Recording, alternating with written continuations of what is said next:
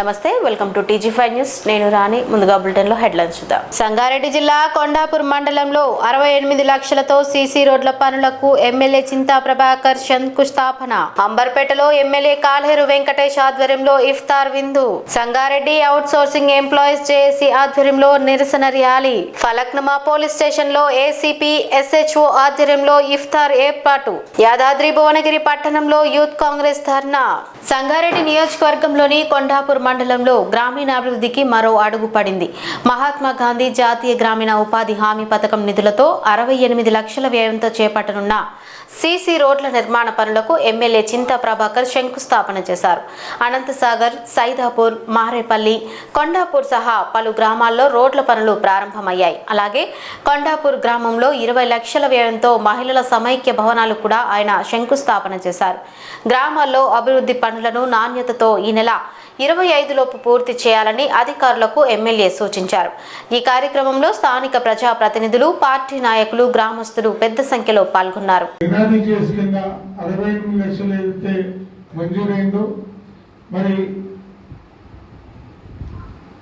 అక్కడున్న సీసీ రోడ్లు పెట్టుకోవడం జరిగింది.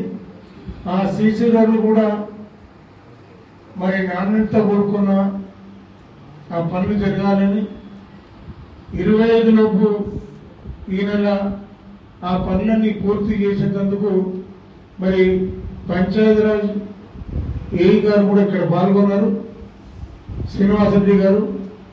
మరి ఇక్కడ పాల్గొన్నటువంటి వారందరూ కూడా ఆ వర్కులు ఏవైతే మనం ఇప్పటిదాకా 10-12 సంవత్సరాలుగా మనం ఇచ్చినటువంటి వర్కులే ఇప్పటిదాకా జరిగినాయి.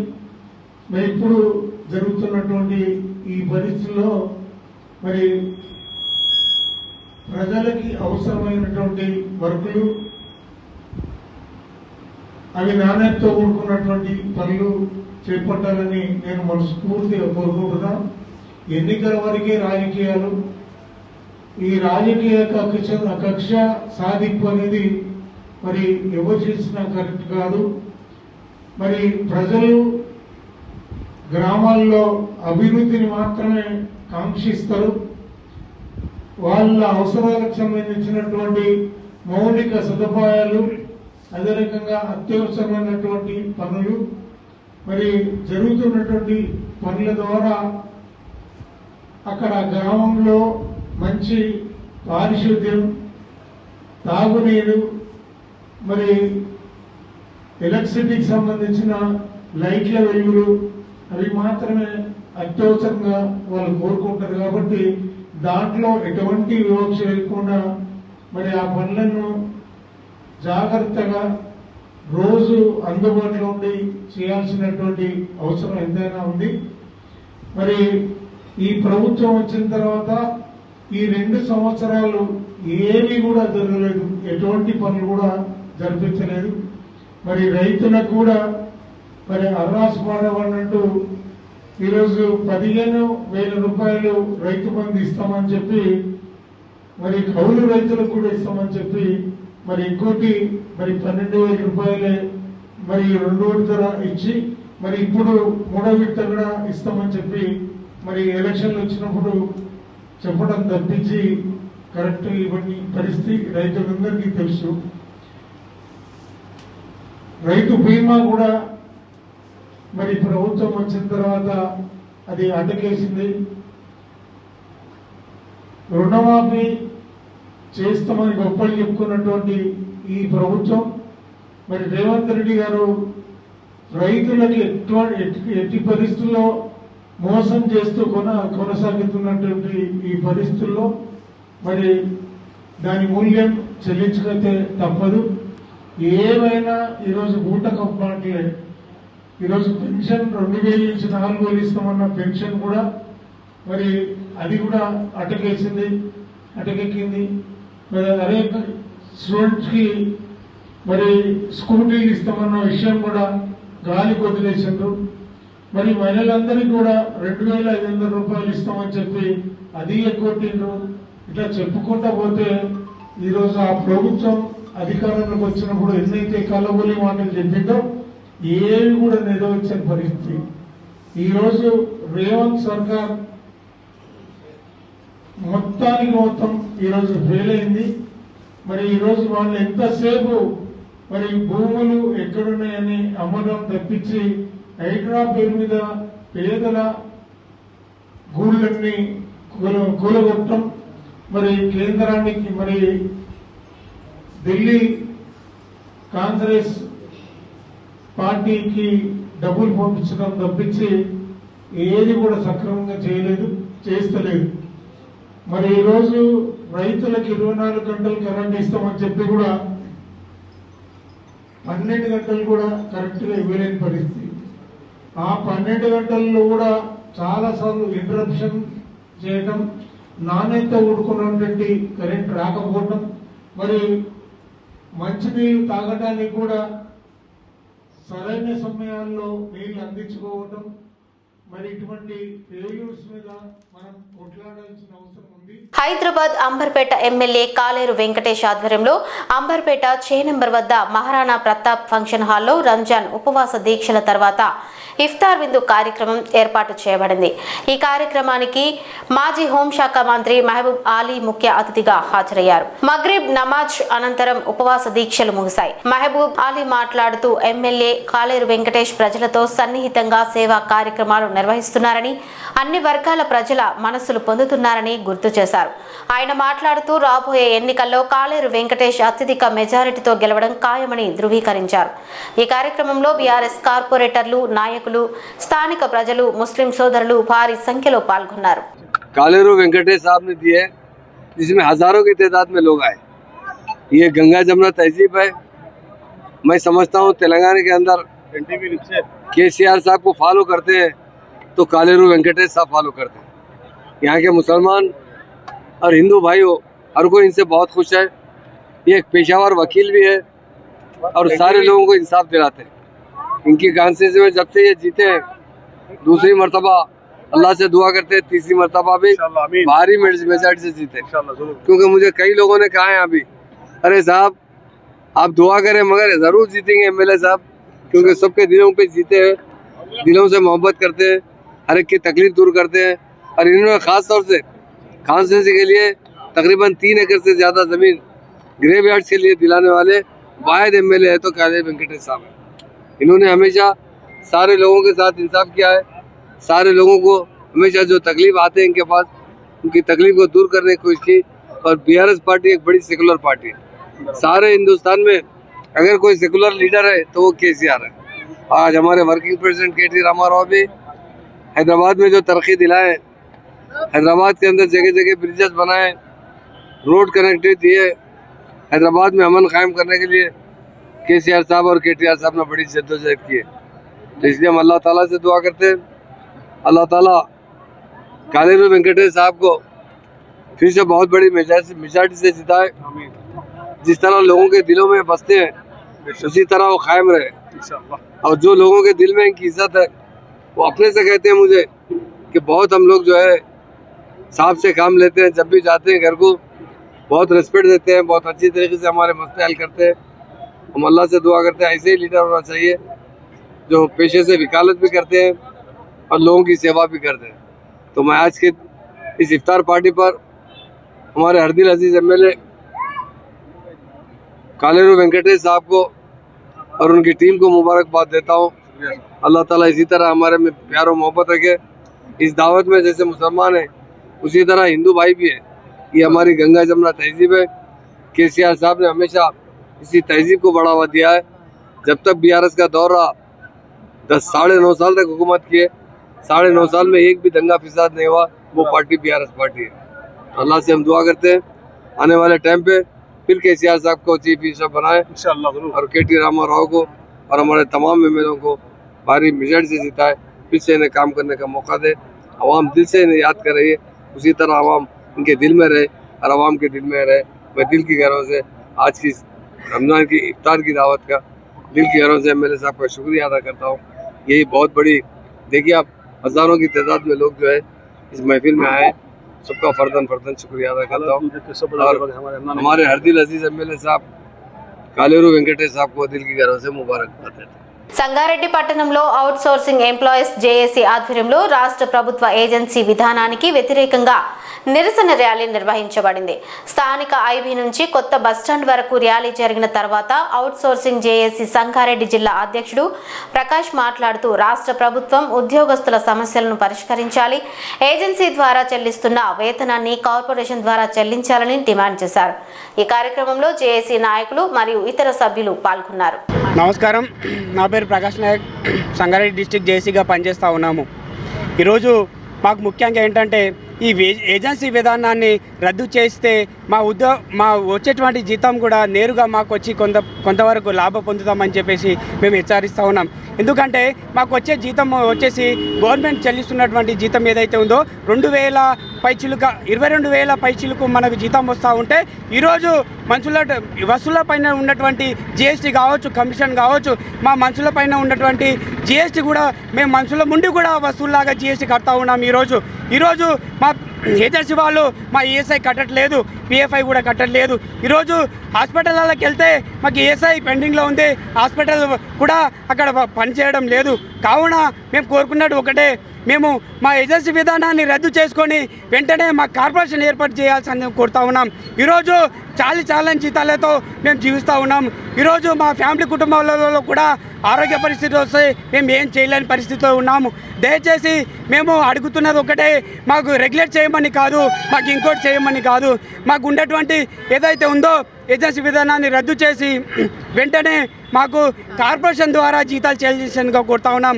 కార్పొరేషన్ చెల్లిస్తే ఇలాంటి ఒక్క రూపాయి కూడా గవర్నమెంట్కు భారం పడదని చెప్పేసి మేము అంటా ఉన్నాం. దయచేసి ఇప్పుడు కూడా మా అవుట్సోర్సింగ్ ఉద్యోగుల బాధలు వినండి అని చెప్పేసి అంటా ఉన్నాం. మేము ఈరోజు మాకు బేసిక్ పే 15,600 రూపాయలు ఉంటే మాకు గవర్నమెంట్ ఇస్తున్నది 22,136 రూపాయలు. మాకు వస్తున్నది 13,000 పై చిల్లర మాకు వస్తున్నది. మాకు వచ్చేది జిఎస్టీ మాకు 4,000 చిల్లర రూపాయలు కడతా ఉన్నాం. ఈరోజు మేము చూస్తూ ఉన్నాం, మా దేశంలో ఎక్కడైనా కానీ జిఎస్టీ బస్సులకే ఉంది. కానీ మా అందరికీ తెలుసు, మీకు కూడా తెలుసు. కానీ మనుషుల ముందు కూడా మేము జిఎస్టీ చెల్లిస్తాం. ఎంత బాధాకరంగా మేము భావిస్తూ ఉన్నాము. మాకు దయచేసి చెప్తా ఉన్నాము, మాకు ఏజెన్సీ విధానాన్ని రద్దు చేసి వెంటనే కార్పొరేషన్ ద్వారా మాకు జీతాలు చేయాల్సిందిగా కోరుతా ఉన్నాం. నమస్కారం, మేము సంగారెడ్డి జేఏసీ నుంచి అవుట్సోర్సింగ్ ఏజెన్సీస్ నుంచి తరపున మాట్లాడుతున్నామండి. ఇప్పుడున్న టైంలో ఏజెన్సీస్ నుంచి అసలు మాకు శాలరీస్ రావడం చాలా కష్టంగా ఉంది. శాలరీస్ కోసం కూడా 2-3 టైమ్స్ తిరగాల్సి వస్తుంది. ఎక్కడైనా సరే అన్ని డిపార్ట్మెంట్స్ నుంచి కూడా అంతే అవుతుంది. సీఎం గారు చెప్పినట్టు, మన గౌరవనీయుల సీఎం గారు రేవంత్ రెడ్డి గారు చెప్పినట్టు ఏజెన్సీ విధానాన్ని రద్దు చేసి కార్పొరేషన్లో కలుపుతామని చెప్పారు. అది ఇప్పటి వరకు అమలు చేయనే లేదు. మళ్ళీ ఇంకా ఏంటంటే ఏజెన్సీ నుంచి మాకు శాలరీస్ రావడం కూడా ఇబ్బంది అవుతుంది. ఈఎస్ఐ పిఎఫ్ కూడా మంత్లీ కూడా కట్టడం లేదు. ఒక 1 మంత్ కడుతున్నారు, ఒక 2-3 మంత్స్ కట్టడం లేదు. దానివల్ల చాలా ప్రాబ్లం అవుతుంది. ఇప్పుడు పర్మనెంట్ వాళ్ళతో చూసుకుంటే అందరం సమానంగా పనిచేస్తాం. మేము కూడా సమాన పనికి సమాన వేతనం ఇవ్వాల్సిందిగా కోరుతున్నామండి. మెయిన్ చెప్పాలంటే ఏజెన్సీ విధానాన్ని రద్దు చేయాలి. ఏజెన్సీస్ ద్వారా ఏమవుతుందంటే మధ్యలో బ్రోకర్స్కి అమౌంట్ వెళ్ళిపోతుంది. మా అమౌంట్ మొత్తం వాళ్ళకే వెళ్ళిపోతుంది అనమాట. అందుకే మేము ఇంత కష్టపడి మేము చేస్తున్నా కానీ మాకేం ఫలితం లేకుండా వెళ్తుంది. మేము 8 hours 9 hours డ్యూటీ చేస్తున్నాం. ఒకసారి 10 hours కూడా చేయాల్సి వస్తుంది. హెల్త్ డిపార్ట్మెంట్లో అయితే చాలా, ఇంకా అన్ని డిపార్ట్మెంట్స్, ఒక్క డిపార్ట్మెంట్ కాదు, హెల్త్ డిపార్ట్మెంట్, సఖీ అందరూ చాలామంది, మున్సిపల్ అన్నింటిలో కూడా అవుట్సోర్సింగ్ వాళ్ళు ఉన్నారు. దయచేసి సీఎం గారు, మన గవర్నమెంట్ మొత్తం దయచేసి మన ఏజెన్సీస్ మొత్తం రద్దు చేసి గవర్నమెంట్లో కార్పొరేషన్లో కలపాలని మేము వేడుకుంటున్నామండి. ఇది మా విన్నపం. హైదరాబాద్ ఫలక్నుమా పోలీస్ స్టేషన్లో ఏసీపీ మరియు ఎస్హెచ్ఓ వారి ఆధ్వర్యంలో రంజాన్ సందర్భంగా ఇఫ్తార్ పార్టీ ఏర్పాటు చేయబడింది. ఈ కార్యక్రమంలో స్థానిక పోలీస్ సిబ్బంది, అధికారులు మరియు సమీప ప్రాంతంలోని ప్రజలు పాల్గొన్నారు. ఇఫ్తార్ విందు సందర్భంగా మగ్రిబ్ నమాజ్ అనంతరం ఉత్సాహభరిత వాతావరణంలో కార్యక్రమం కొనసాగింది.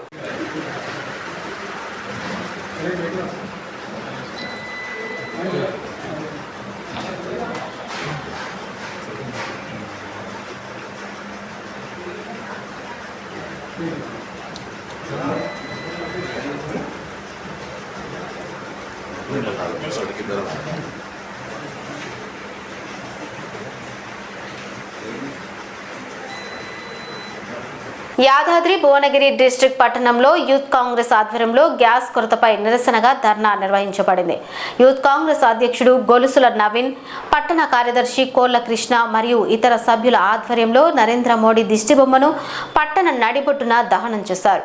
ఈ కార్యక్రమం స్థానిక ప్రజలకు గ్యాస్ సమస్యపై పార్టీ ఆందోళన తెలియజేసే విధంగా జరిగింది.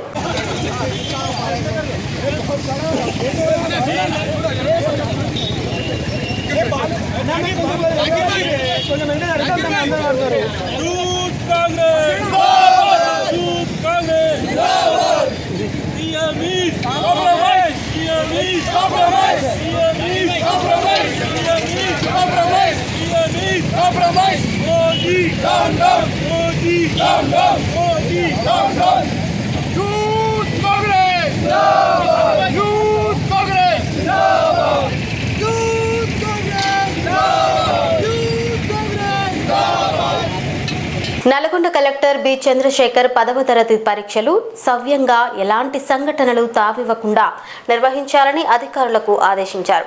శనివారం ప్రారంభమైన పరీక్షల సందర్భంగా కలెక్టర్ నల్గొండ జిల్లా కేంద్రంలోని సెయింట్ అల్ఫోన్స్ స్కూల్స్, నల్గొండ మండలం దోమలపల్లి జడ్పీహెచ్ఎస్ మునుగోడులోని జిల్లా పరిషత్ ఉన్నత పాఠశాలలో ఏర్పాటైన పరీక్ష కేంద్రాలను తనిఖీ చేశారు.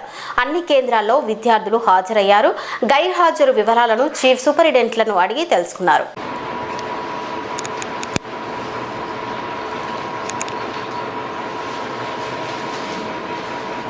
అమెరికా, ఇరాన్ మధ్య యుద్ధం కారణంగా కమర్షియల్ ఎల్పీజీ గ్యాస్ స్టాక్స్ తగ్గినప్పటికీ జిల్లాలో డొమెస్టిక్ గ్యాస్ సరఫరాకు ఎలాంటి కొరత లేదని జిల్లా కలెక్టర్ బి చంద్రశేఖర్ స్పష్టం చేశారు. గ్యాస్ సరఫరా లేదన్న సాకుతో హాస్టళ్లు, కేజీబీవీలు, రెసిడెన్షియల్ పాఠశాలల విద్యార్థుల భోజనానికి ఎలాంటి ఇబ్బంది రాకుండా చూడాలని ప్రిన్సిపాల్లను, సంక్షేమ శాఖల అధికారులను ఆయన ఆదేశించారు. యుద్ధం కారణంగా ఏర్పడిన ఎల్పీజీ గ్యాస్ కృత్రిమ సరఫరా కొరత నేపథ్యంలో గ్యాస్ సక్రమ సరఫరా ఏర్పాటు చేయబడిందని కలెక్టర్ వెల్లడించారు. అయితే ఇది మనకు లాస్ట్ ఒక 1 వీక్ నుంచి వార్ స్టార్ట్ అయ్యి మనకి ఆల్మోస్ట్ ఇది 12th day or 13th day. So war start అయినప్పటి నుంచి మనకు ఆయిల్ సప్లై అనేది తగ్గిపోవడం వల్ల మనకు గ్యాస్ ఏజెన్సీస్ నుంచి అంటే ఓవరాల్ ఆల్ ఓవర్ ఇండియా, మన ఒక్క దగ్గరే కాదు, ఆల్ ఓవర్ ఇండియా కూడా మనకు ఈ గ్యాస్ అనేది సప్లై అనేది తగ్గిపోయింది. సో లాస్ట్ 4 days నుంచి మన జిల్లాలో కొద్దిగా ఎఫెక్ట్ వచ్చింది. లాస్ట్ 4 days సంగారెడ్డిలో జగ్గారెడ్డి ఆధ్వర్యంలో నిర్వహించబడ్డ ఇఫ్తార్ విందులో ముఖ్యమంత్రులు ఉత్తమ్ కుమార్ రెడ్డి, కోమటి వెంకటరెడ్డి, దామోదర రాజనరసింహ పాల్గొంటున్నారు. ఈ కార్యక్రమంలో స్థానిక నాయకులు, ప్రజలు మరియు ముస్లిం సోదరులు కూడా హాజరై ఉత్సాహభరిత వాతావరణంలో పాల్గొన్నారు. ఈ విందు రంజాన్ ఉత్సవాల్లో సామూహిక సాధారణంగా మరియు సాంఘిక ఐక్యతకు ప్రతీకగా మారింది.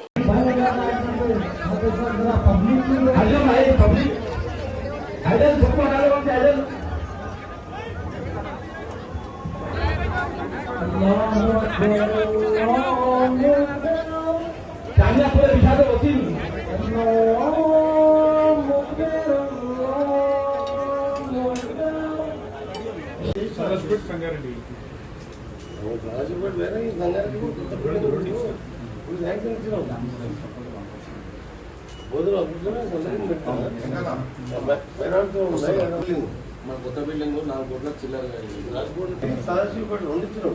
అది అడిగినాం, ఇది అడిగినాం. ఆల్రెడీ ఎండార్స్మెంట్ చేసి పంపించిండు. అర్థంలోనే ఉంటాం. ఎందుకంటే ఇప్పుడు అర్థం చేసాం కాబట్టి ఒక ఆధారం తప్ప నేను చూడలేదు.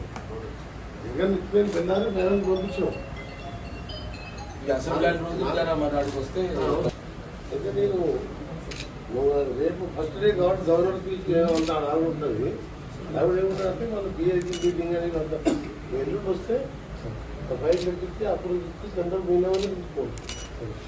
మీటింగ్ 4 డైనింగ్ 4 పెట్టుకొని 4 కోట్లు అంటే 1 కోట్ల పెట్టుకోవచ్చు. సిఈ లెవెల్లో పెట్టుకోవచ్చు, Mohan Naidu level, RMD Rajeshwara Reddy level పెట్టుకోవచ్చు. రాజేశ్వర రెడ్డి నేను చెప్తా 2 బిల్డింగ్ ఒకటేసారి టెండర్ తీసుకెళ్ళి రోజు ఫౌండేషన్ పెట్టుకుంటే అయిపోతుంది. దాన్ని రెడీ చేసి కాంట్రాక్ట్ అంతా డిసైడ్ అయ్యి పెట్టుకుందాం. నమస్తే, హలో సార్.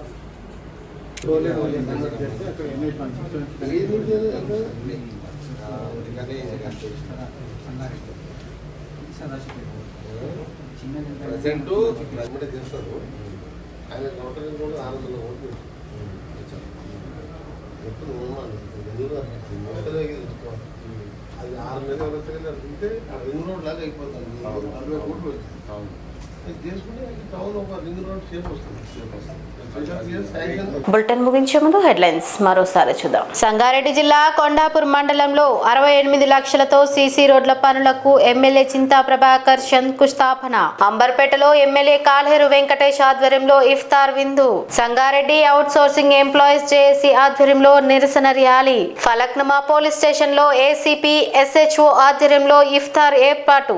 యాదాద్రి భువనగిరి పట్టణంలో యూత్ కాంగ్రెస్ ధర్నా. ఇవి ఇప్పటివరకు అప్డేట్స్. మరిన్ని అప్డేట్స్ కోసం చూస్తూనే ఉండండి TG5 న్యూస్.